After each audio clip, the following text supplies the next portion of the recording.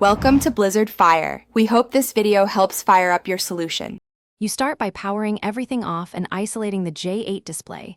This prevents shorts and data loss. Once done, remove the battery or disconnect power. Don't skip this.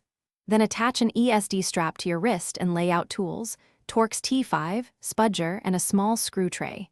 You should photograph the back and edges before any screws come out. This saves time later. Make the first cuts with a plastic tool. Pry gently along the seam to avoid cracking the bezel. Once the bezel is loose, you remove screws in the original sequence and keep them labeled.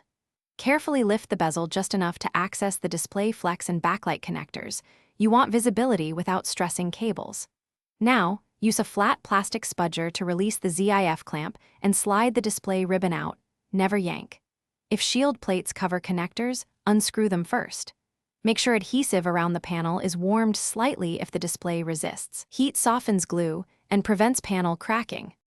You finish by loosening adhesive with low, controlled heat.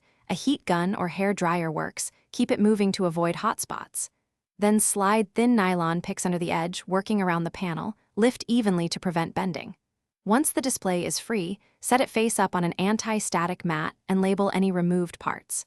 Reassemble in reverse order, confirming connectors seat fully. If the device fails to boot or shows lines, reseat the display cable. If still faulty, try a... Thanks for watching. If you found this helpful, don't forget to like and subscribe.